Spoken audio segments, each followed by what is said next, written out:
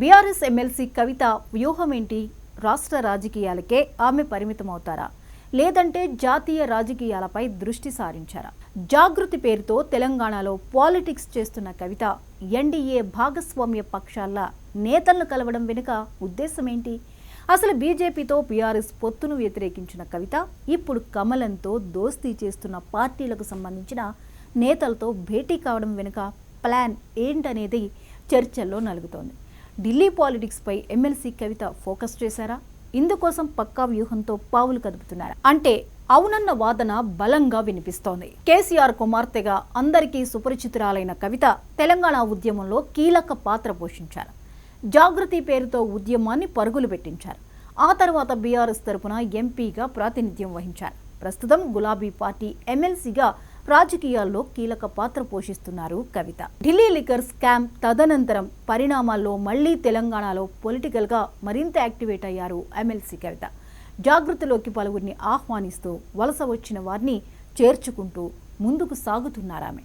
ప్రధానంగా బీసీ రిజర్వేషన్లు, కులగణన, బనకచర్ల వంటి అంశాలపై గత కొన్ని రోజులుగా తన వాదనను బలంగా వినిపిస్తున్నారామె. ఈ క్రమంలోనే పలువురు కేంద్ర మంత్రులతో ఎమ్మెల్సీ కవిత భేటీ కావడం ప్రాధాన్యం సంతరించుకుంది. రిపబ్లికన్ పార్టీ ఆఫ్ ఇండియా అధ్యక్షుడిగా ఉన్న రామ్దాస్ అథావాలే, ఆర్ఎల్డీ చీఫ్గా ఉన్న మరో కేంద్ర మంత్రి జయంత్ చౌదరితో ఎమ్మెల్సీ కవిత భేటీ కావడం హాట్ టాపిక్గా మారింది. ఇందుకు ప్రధాన కారణం కొద్ది రోజుల క్రితం ఎమ్మెల్సీ కవిత తన తండ్రికి రాసిన లేఖ. అందులోని అంశాలు లీక్ కావడమే. లోక్సభ ఎన్నికల్లో బీఆర్ఎస్ ఘోర పరాజయం, ఆ క్రమంలోనే హస్తిన స్థాయిలో పార్టీకి తగ్గిన బలం, పరపతి, ఇతర అంశాలపై కవిత తన తండ్రికి ఓ లేఖ రాశారు. తెలంగాణ అసెంబ్లీ ఎన్నికల తర్వాత రాష్ట్రంలో మారిన పరిస్థితులు, లోక్సభ ఎన్నికల తర్వాత మారిన పొలిటికల్ సీన్ లాంటి అంశాల ఆధారంగా బీఆర్ఎస్లో కొందరు బీజేపీతో పొత్తు పెట్టుకునేందుకు ప్రయత్నాలు చేస్తున్నారని లేఖలో పేర్కొన్నారామె. ఈ మొత్తం వ్యవహారంలో కొందరు గులాబీ లీడర్ల తీరును తీవ్రంగా వ్యతిరేకించారు కవిత. అయితే కేసీఆర్కు కవిత రాసిన లేఖ లీక్ కావడం కారు పార్టీలో జరుగుతున్న పరిణామాలకు అద్దం పడుతోందన్న వాదనను అప్పట్లోనే చాలా మంది ప్రముఖంగా ప్రస్తావించారు. తన తండ్రికి తాను రాసిన లేఖ లీక్ అయిన వ్యవహారంపై ఘాటుగా స్పందించారు ఎమ్మెల్సీ కవిత.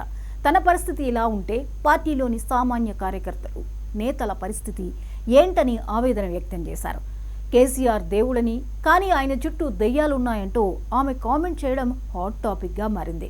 తన సోదరి కామెంట్లపై స్పందించారు బీఆర్ఎస్ వర్కింగ్ ప్రెసిడెంట్ కేటీఆర్.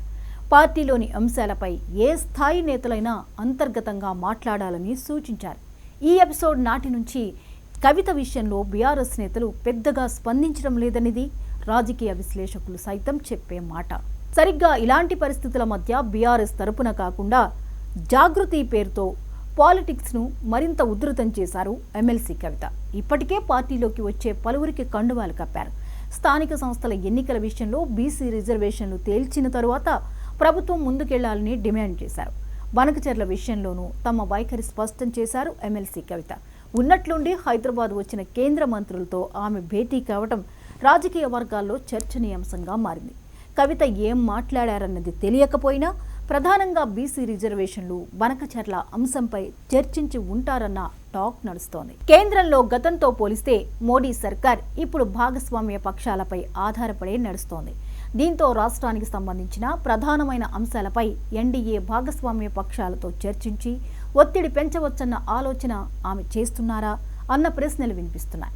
ఈ మొత్తం వ్యవహారంలో కేంద్రం స్పందిస్తే అది ఖచ్చితంగా తనకు, జాగృతికి మంచి మైలేజ్గా ఉపయోగపడుతుందన్న భావనలో కవిత ఉన్నారన్న అభిప్రాయాన్ని ఆమె సన్నిహిత వర్గాలు వెల్లడిస్తున్నాయి. జరుగుతున్న పరిణామాలను బీఆర్ఎస్ నిశితంగా గమనిస్తోంది. అధినేత కుమార్తె కావడం, పైగా బీఆర్ఎస్ ఎమ్మెల్సీగా ఉండడంతో ఎలా స్పందించాలన్న దానిపై ఆ పార్టీ సీనియర్లు మల్ల గుల్లాలు పడుతున్నారట. పైగా అధిష్టానం నుంచి స్పష్టమైన సంకేతాలు వచ్చిన తర్వాతే కవిత పొలిటికల్ యాక్టివిటీస్పై చర్చించడం బెటర్ అని భావిస్తున్నారట గులాబీ లీడర్స్.